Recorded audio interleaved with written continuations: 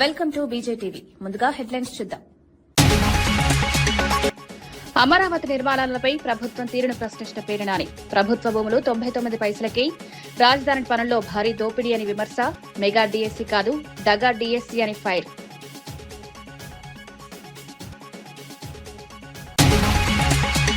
పవన్ కళ్యాణ్ పై విమర్శలు చేస్తున్న వారిపై సంపత్ నాయక్ ఆగ్రహం.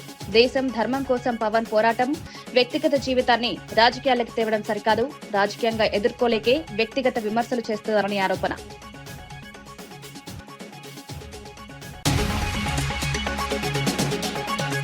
ప్రొఫెసర్ నాగేశ్వర్ పై సోము వీర్రాజు తీవ్ర విమర్శలు.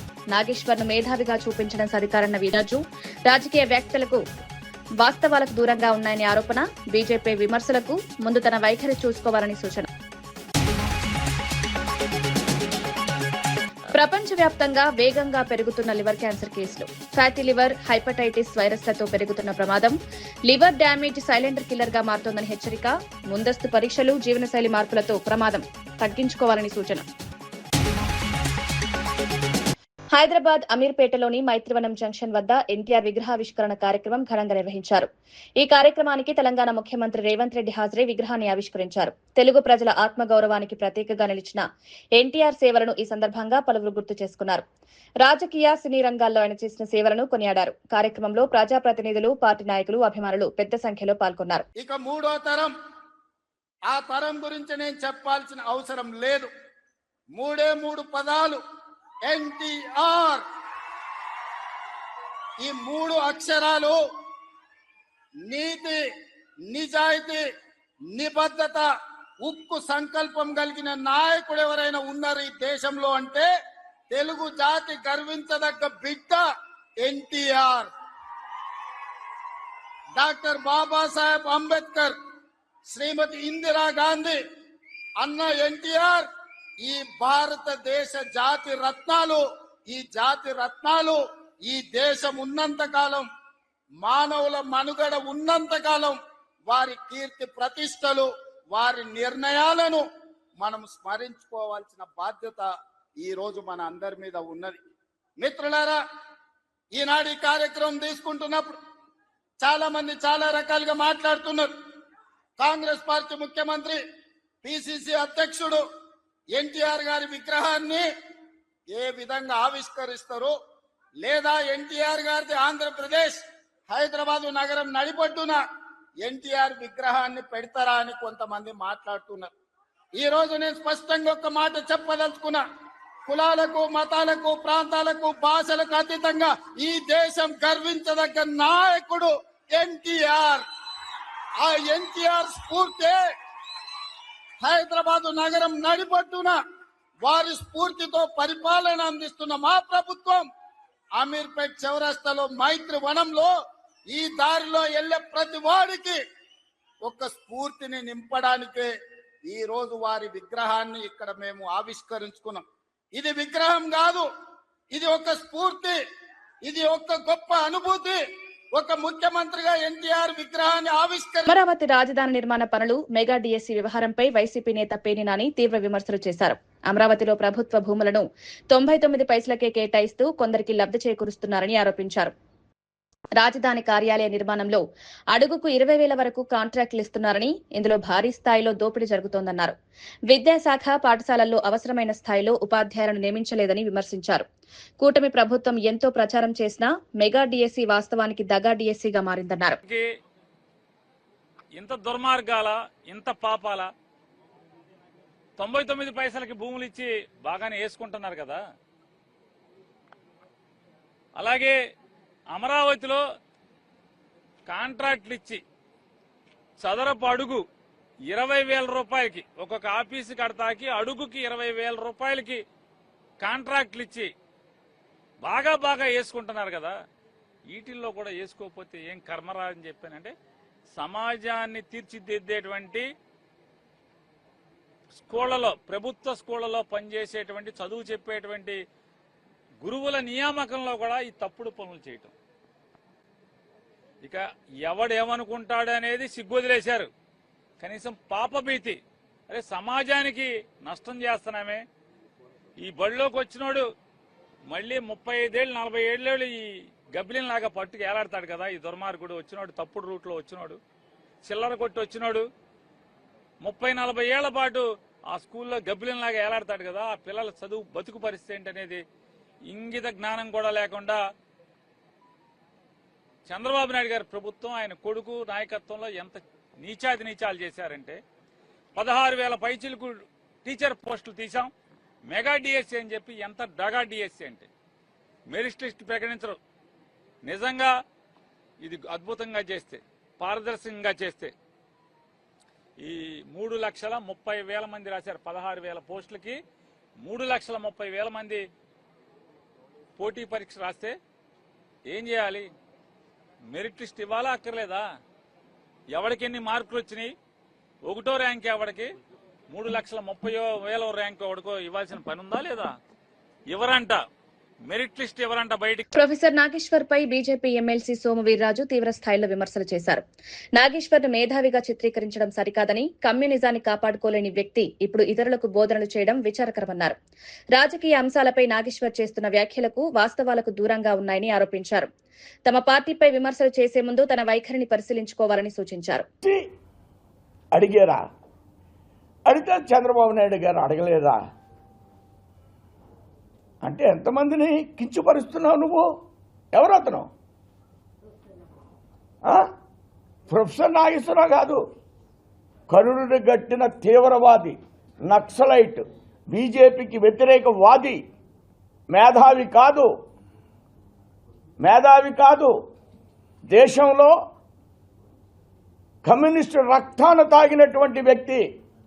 నేను ఇవాళ చెప్తున్నా, అతను మేధావని ఎవరని అంటే మనకు సరైనటువంటి ఆలోచన లేదని మేధావిగా కోటేసుకున్నాడు అంతే.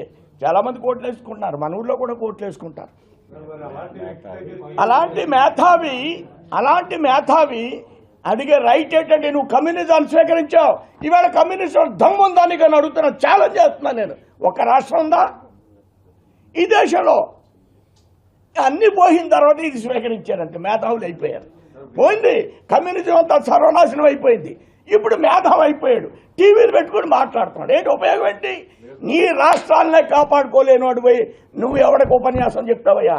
నీ కమ్యూనిజాన్ని కాపాడుకోలేనోడి ఎవరికి ఉపన్యాసం చెప్తావు? దేనికి నీ మేధావితత్వాన్ని అడుగుతున్నాను నేను. ఎవరిని చూతులు గుచ్చుతావని అడుగుతున్నా. మా మీద వ్యతిరేకి మాట్లాడతాడంతే, దట్స్ ఆల్.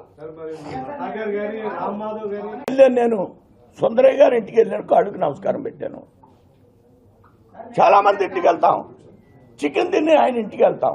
ఒరే బాబు నువ్వు కమ్యూనిస్టు కాదు, నువ్వు క్యాపిటలిస్టు అని అడుగుతాను. కమ్యూనిస్టుల వాళ్ళు వెళ్తే తప్పేంది? కమ్యూనిస్టులతో స్నేహం చేస్తాం. ఆడ అపర మేధావులుగా మీలాంటిలో గుర్తింపు పొందారు కాబట్టి వెళ్తారు, ఆయనకి వెళ్ళి ఓ ఛాయ్ దాకా వస్తారు. ఒరే బాబు నువ్వు కమ్యూనిస్ట్గా ఉండకో, నువ్వు మారని లోపల చెప్పిపోతున్నావు, అది బయటికి చెప్పాలంటే.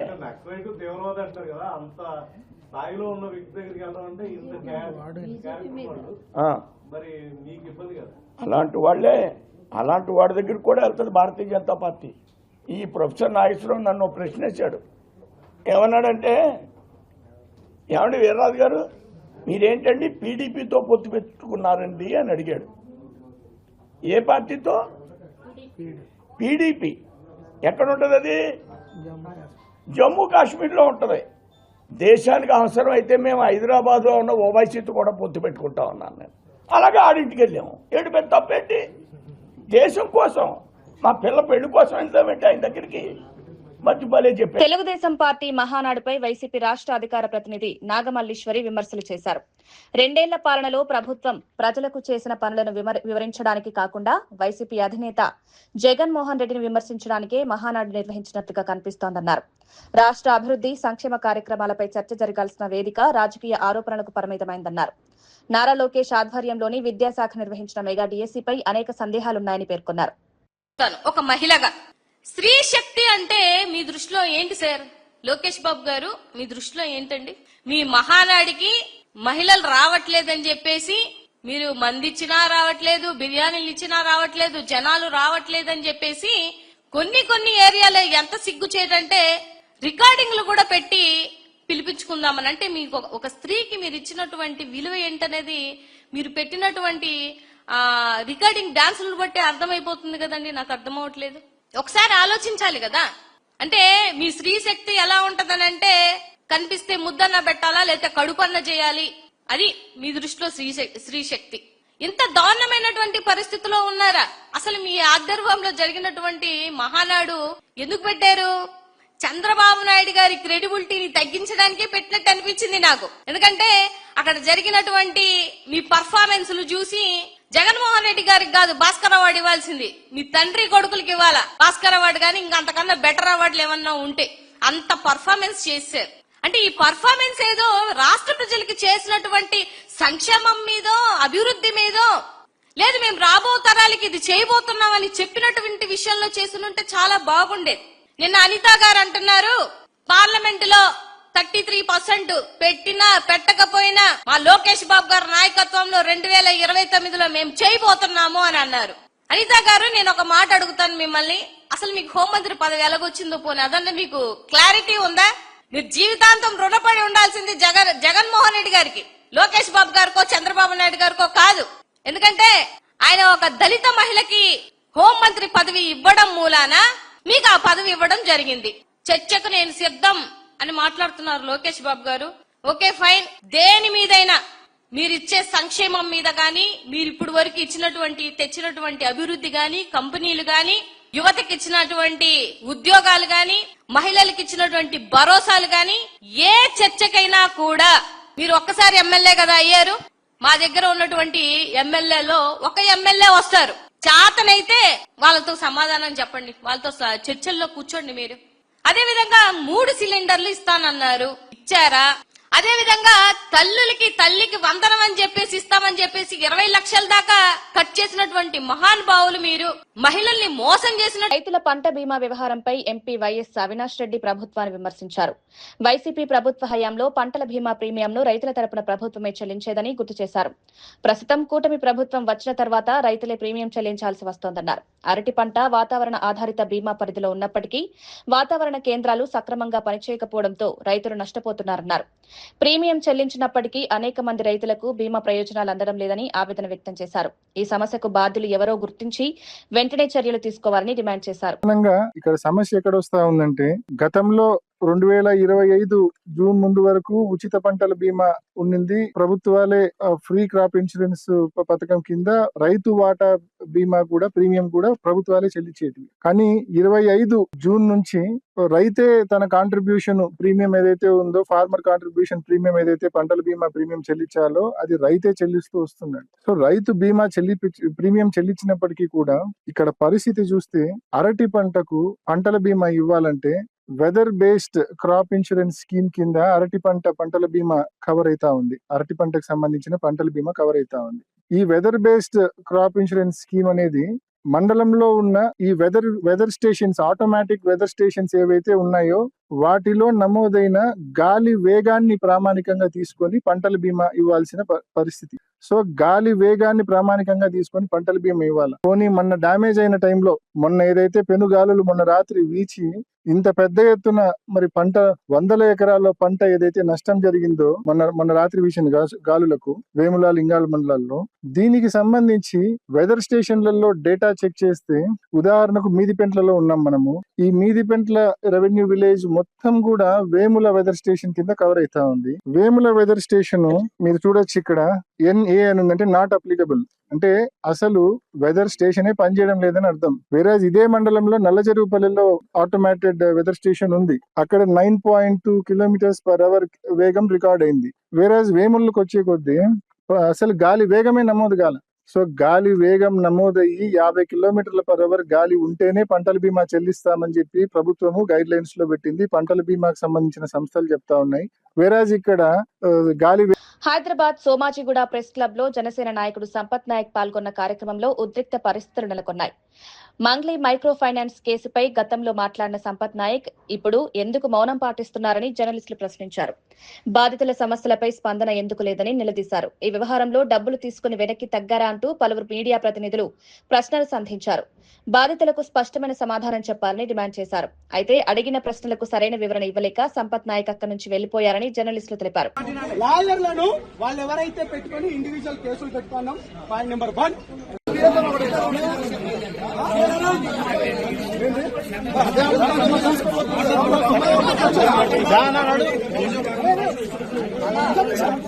వాళ్ళు అడిగిందా దానికి సంబంధించి కౌంటర్ ఏమైతుంది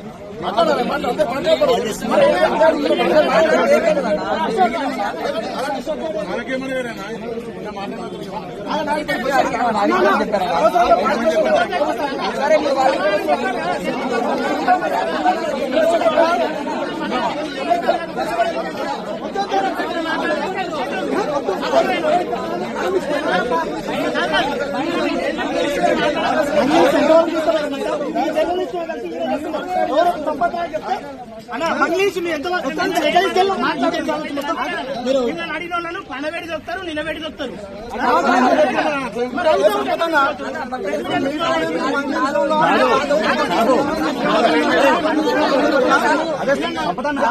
ఇదే యూట్యూబ్ నీకు ఇదే యూట్యూబ్ సపోర్ట్ ఇస్తుంది. యూట్యూబ్ అని మాట్లాడుతున్నాయి.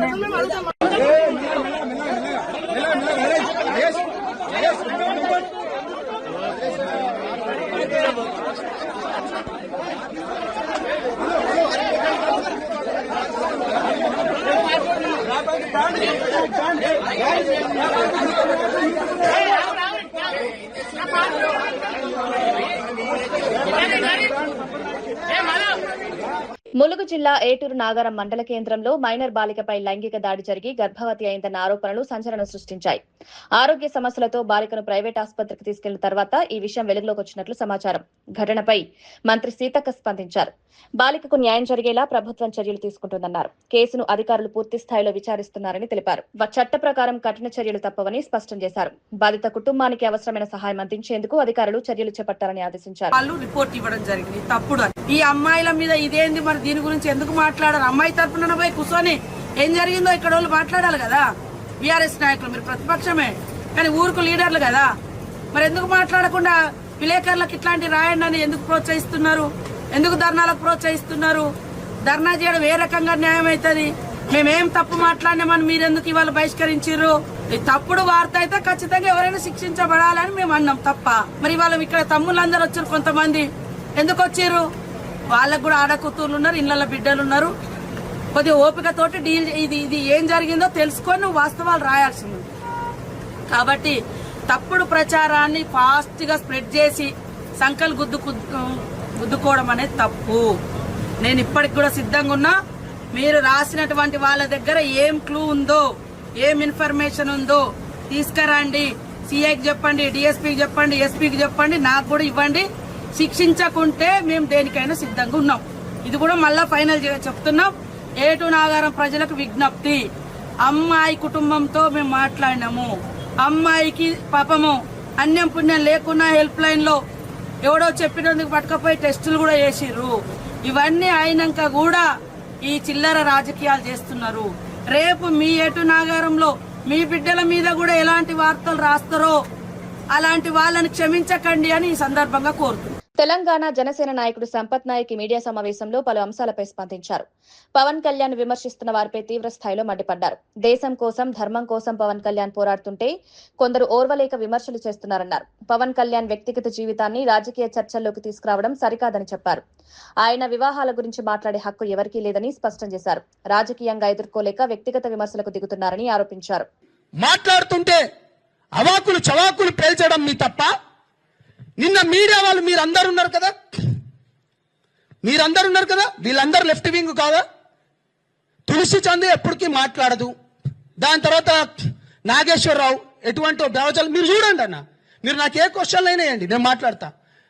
దాంట్లో మెజారిటీలో కూర్చున్న వాళ్ళందరూ మెజారిటీలా, నేను అనేది మెజారిటీ లెఫ్ట్ భావజాలం ఉన్నోళ్ళు కాదా? మీరు దేశం పైన, ధర్మం పైన కొట్లాడటానికి సౌత్లోకి వెళ్ళి పవన్ కళ్యాణ్ గారికి మంచి ఆదరణ వస్తుందని చెప్పేసి అందరినీ ఏకఛత్రాధిపత్యం పైన నడుపుతున్నాడని ఇంత కుళ్ళెందుకురా బాబు మీకు? నువ్వు హెరిటేజ్లను దాడి చేస్తున్నావు, చేసుకోరా భయ్, మాకేముంది? నువ్వు ప్రొఫెసర్ నాగేశ్వరరావు ఆంధ్రప్రదేశ్లో అక్కడి నుంచి పంపించానుగా. ప్రొఫెసర్ నాగేశ్వరరావు మీ దాంట్లో మాట్లాడుకుంటూ కొంతమంది చెప్పిండ్రు కదా, పోలీసు వాళ్ళు వచ్చిండ్రు అనుకుంటే మీరు ప్రాంతాల మధ్య రెచ్చగొడుతున్నారు కదా. బుద్ధున్నారా వెదవల్లారా? పోలీసు వాళ్ళు వచ్చినట్టు ఒక్క రుజువు చూపియండి రా. నేను తెలంగాణ బిడ్డనరా, నేను కట్టర్ తెలంగాణ వాదిని, 100 కేసులైనని. మీ పైన ఏడైనారా? మీ పైన కేసులు ఏడైనాయిరా? అరే నేను జైల్లోకి పోయినన్నా, నేను జైల్లోకి పోతే నాకు బెయిల్ ఇవ్వలేదన్నా. ప్రపంచవ్యాప్తంగా వేగంగా పెరుగుతున్న క్యాన్సర్లలో లివర్ క్యాన్సర్ ఒకటిగా మారుతోందని యశోద హాస్పిటల్స్ కు చెందిన liver specialist doctor Naveen Polavarapu తెలిపారు. సంగారెడ్డిలో నిర్వహించిన మీడియా సమావేశంలో ఆయన మాట్లాడారు. Fatty liver, hepatitis B, C వైరస్లు, అధిక మద్యపానం వల్ల లివర్ తీవ్రంగా దెబ్బతింటోందన్నారు. లివర్ డ్యామేజ్ ను సైలెంట్ కిల్లర్ గా అభివర్ణిస్తూ లక్షణాలు కనిపించే సమయానికి వ్యాధి ముదిరిపోయే ప్రమాదం ఉంటుందని హెచ్చరించారు. క్రమం తప్పకుండా రక్త పరీక్షలు, అల్ట్రాసౌండ్ స్కానింగ్ చేయించుకోవాలని సూచించారు. హెపటైటిస్ వైరస్లను ముందుగానే గుర్తించే చికిత్సతో ప్రమాదాన్ని తగ్గించవచ్చన్నారు. మద్యపానం తగ్గించడం ద్వారా లివర్, ప్యాంక్రియాసిస్ తగ్గించుకోవచ్చని చెప్పారు. జీర్ణకోశ సమస్యలు దీర్ఘకాలం కొనసాగితే వెంటనే వైద్యులను సంప్రదించాలని సూచించారు. పెద్ద పేగు క్యాన్సర్లు ఎట్లా వస్తాయంటే ఫస్ట్ చిన్న చిన్న పుట్టగొడుగుల్లా వస్తాయి. పేగులో పాలిప్స్ అంటాం మెడికల్ టర్మ్స్లో. ఆ పాలిప్స్నే మెల్లిమెల్లిగా పెరిగి క్యాన్సర్గా మారుతుంది. ఇది ఒక 15-20 సంవత్సరాల క్రితం ప్రపంచంలో పర్టికులర్లీ వెస్ట్రన్ కంట్రీస్లో లైక్ యూకే కానీ యూఎస్లో కానీ ఈ కోలాన్ క్యాన్సర్స్ నెంబర్ 1 క్యాన్సర్ ఉండేది ఇన్సిడెంట్స్లో. అంటే వచ్చే క్యాన్సర్లలో అన్నింటిలోకి మొదటి స్థానంలో ఉండేది కోలాన్ క్యాన్సర్. ఇప్పుడు ఈ కెమెరా పరీక్షలు చేయడంతో కొలనోస్కోపీ అంటాం.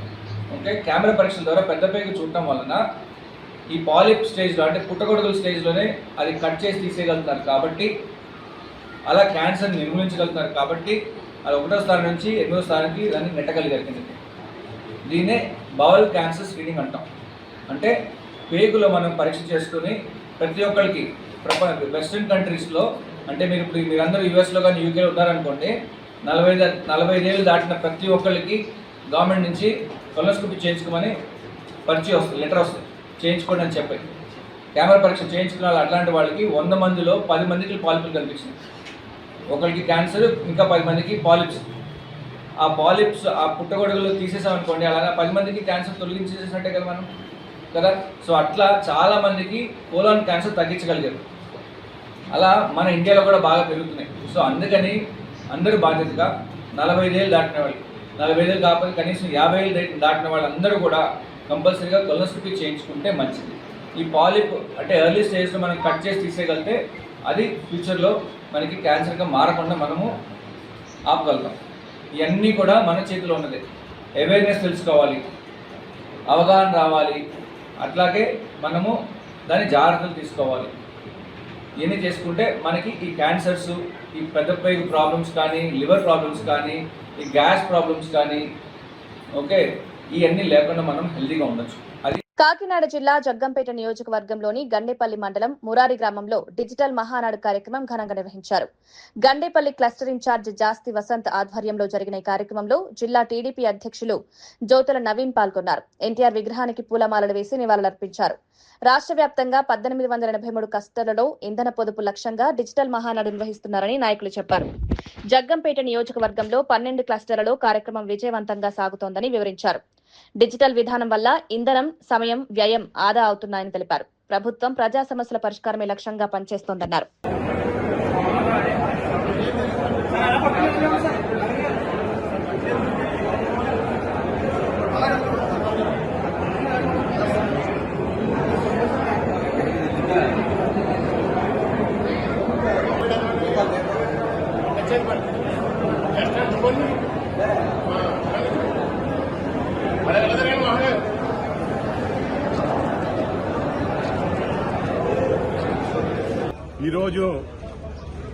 ఈరోజు జరగబోవు తెలుగు పండుగ తెలుగు వారందరికీ ఎంతో ఇష్టమైనటువంటి తెలుగుదేశం మహానాడు పండుగ ప్రధానమంత్రి గౌరవనీయులు నరేంద్ర మోదీ గారి పిలుపు మేరకు, గౌరవనీయులు జాతీయ అధ్యక్షులు చంద్రబాబు నాయుడు గారి పిలుపు మేరకు ఇంధన పొదుపులో భాగంగా ఏదైతే మనకి ఇంధన కొరత రాబోతుందనేటువంటి సూచనలు కనిపిస్తున్నాయో దాని గురించని ఇంధనాన్ని పొదుపు చేయాలనేటువంటి ఒక మంచి ఉద్దేశంతో మోడీ గారు, నారా చంద్రబాబు నాయుడు గారు పిలుపుతో ఈరోజు ఎప్పుడు కూడా ఏదో ఒక చోట రాష్ట్రంలో ఏదో ఒక చోట ఈ యొక్క కార్యక్రమం, తెలుగు పండుగ కార్యక్రమం, మహానాడు కార్యక్రమం ఎంతో అట్టహాసంగా జరిగేటువంటి పరిస్థితి ఉండేది.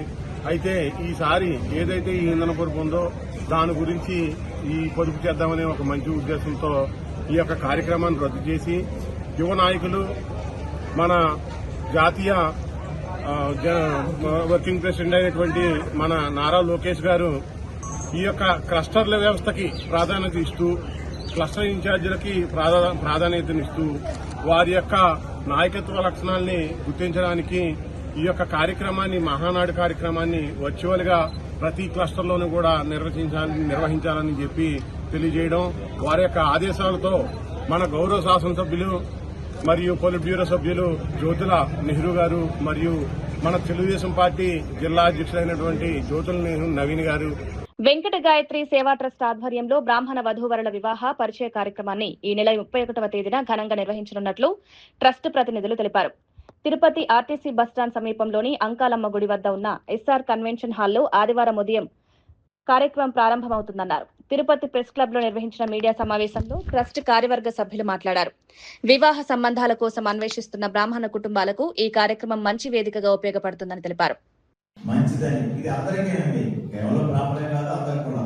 అయితే బ్రాహ్మణులుగా మేము 10 మందికి తెలియజేయాలనే ఉద్దేశంతో బ్రాహ్మణుల్లో వధువులు ఎవరైతే పెళ్లి కాని అమ్మాయిలు అబ్బాయిలు ఉన్నారో వాళ్ళందరినీ కూర్చోబెట్టి 30వ తారీఖు అంటే శనివారం సాయంత్రం 4:30 గంటల నుంచి 8 గంటల దాకా శివపార్వతి కళ్యాణం నిర్వహిస్తున్నాం. పాల్గొన్న వారందరికీ కూడా ఆ రోజు రాత్రికి మరి ప్రసాద వితరణ ఉంటుంది. అలాగే 31వ తారీఖు మార్నింగ్ ఎర్లీ అవర్స్ 4:30 నుంచి ఉదయం 4:30 నుంచి 8:30 దాకా 60 సంవత్సరాలు నిండిన వాడికి షష్ఠి పూర్తి, 70 సంవత్సరాలు నిండిన వాడికి భీమల శాంతి, 80 సంవత్సరాలు నిండిన వాడికి సహస్ర చంద్ర దర్శన కార్యక్రమాన్ని 15 సంవత్సరాల నుంచి నిర్వహిస్తూ ఉన్నాం. అందరికీ ఆయుష్యం గణపమైన వస్త్రాలు బహుకరించి స్వర్ణ మంగళధారణ కూడా చేస్తూ ఉన్నాం. ఇది దాతల యొక్క సహకారంతో 15 సంవత్సరాలు. ఇది కంచి స్వామి వారి ఆదేశానుసారం కార్యక్రమం చేస్తున్నాం. అలాగే అఖిల భారత స్థాయిలో 35వ వివాహ పరిచయం చేస్తున్నాం. తిరుపతిలో 26 సంవత్సరాల నుంచి నిర్విఘ్నంగా జరుగుతూ ఉంది. అలాగే మరి మొన్నటిదాకా 15వ తారీఖు దాకా, మే 15వ తారీఖు దాకా ఉచితంగా ఎవరైతే రిజిస్టర్ చేసుకున్నారో వారి పేర్లన్నీ కూడా నమోదు చేసుకుని మరి 31వ తారీఖు సాయంత్రం పరిచయ వేదిక అయిన తర్వాత సుమారు 1500 అడ్రస్లు అబ్బాయిలు అమ్మాయిలతో కూడిన అడ్రస్ ఉచితంగా ప్రదానం చేస్తాం. అయితే 31వ తారీఖు స్పాట్ రిజిస్ట్రేషన్ పెట్టాం. అంటే ఇప్పటిదా 15వ తారీఖు తర్వాత ఎవరైతే రిజిస్టర్ చేసుకున్నారో అందరూ కూడా స్పాట్ రిజిస్ట్రేషన్ ఆదివారం రోజు 31వ తారీఖు మార్నింగ్ 9 గంటల నుంచి స్పాట్ రిజిస్ట్రేషన్ ఉంటుంది. అది తిరిగి కూడా మళ్ళా బుక్ రూపంలో ఉంటుంది. దీనికి మరి ఆంధ్రప్రదేశ్ బ్రాహ్మణ ట్రేడ్ కోఆపరేటివ్ సొసైటీ చైర్మన్ గారు అయినటువంటి కార్పొరేషన్ చైర్మన్ గారు మరి వారు వస్తున్నారు. వారితో పాటు లోకల్లో ఉన్న ప్రజాప్రతినిధులు ఎమ్మెల్యే గారిని, అలాగే సుగుణమ్మ గారిని, అలాగే లోకల్ మా సిమ్స్ డైరెక్టర్ గారిని, ఇంజనీరింగ్ కాలేజ్ సిమ్స్ డైరెక్టర్. ఇవి ఈనాటి వార్తా విశేషాలు. మరో బులెటిన్లో మళ్ళీ కలుద్దాం. నమస్కారం.